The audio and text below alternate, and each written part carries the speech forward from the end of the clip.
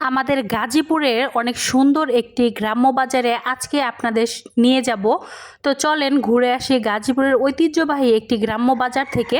তো অনেক দিন ধরে আসলে চিন্তা করতেছিলাম একটু গ্রাম্য বাজারে যাব। আমার কাছে কিন্তু ভীষণ ভালো লাগে গ্রাম্য বাজারে ঘুরতে।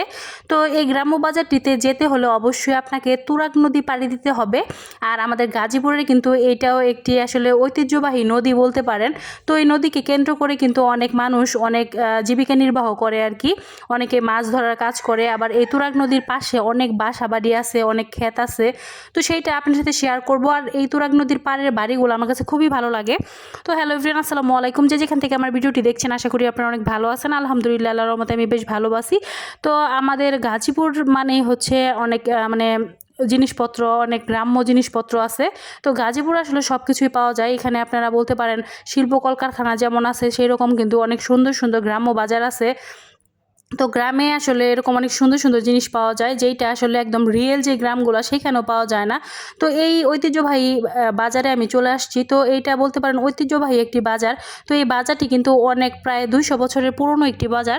তো এই বাজারটিতে কী কী পাওয়া যায় সেটি আপনাদের সাথে শেয়ার করতেছি। তো এখানে দেখতে পাচ্ছেন অনেক সুন্দর সুন্দর কিন্তু মাছের আইটেমগুলো ছিল। তো কুইচ্চা দেখতেছিলাম, অনেক প্রকারের আসলে কাঁকড়া, তারপরে বড় বড় চিংড়ি মাছ, তো অনেক কিছুই দেখতেছিলাম এখানে।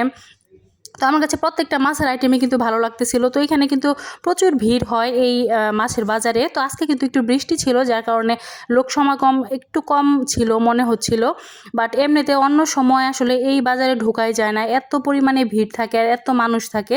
তো এখানে দেখতে পাচ্ছেন বেশিরভাগই কিন্তু আপনার চিংড়ি মাছের আইটেমগুলো ছিল, আমার কাছে অনেক ভালো লাগছে। এখানে কিন্তু আরও ইলিশ মাছের আইটেম ছিল, অনেক ভাজাভাজি আইটেম ছিল, যে দেখতে পাচ্ছেন এগুলা কিন্তু নিমকি, তারপরে আপনার যে পেঁয়াজুগুলা একদম অরিজিনাল। আর এখানে মিষ্টির আইটেম আছে অনেকগুলা। তো আমি এখানে আসলে গেলে ফার্স্টে আমি মিষ্টির আইটেম ট্রাই করি, তারপরে যে ভাজাভাজি যে জিনিসগুলো আছে সেইটা ট্রাই করি।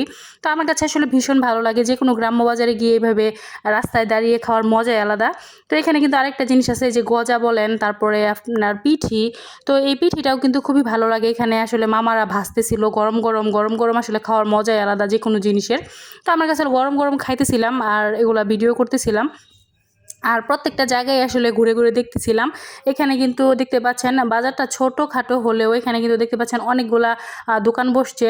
তারপরে আপনার গ্যান্ডারি দোকান বসছে। আর এদিকে কিন্তু এক চাচা খুব সুন্দর করে আসলে পেঁয়াজও বানাচ্ছিল। তো দেখতে খুবই ভালো লাগতেছিল।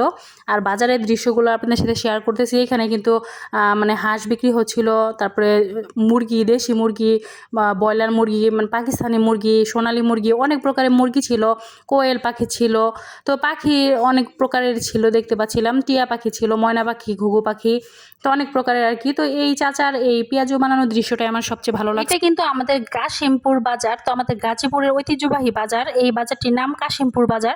তো আপনারা যারা যারা আসবেন অবশ্যই সকালে আসবেন, আসলে সকালে আসলে অনেক ফ্রেশ ফ্রেশ জিনিস পাওয়া যায়। তো আজকের ভিডিওটি কেমন লাগলো অবশ্যই কমেন্ট করে জানাবেন। তো সকলে ভালো থাকবেন, আল্লাহ হাফেজ।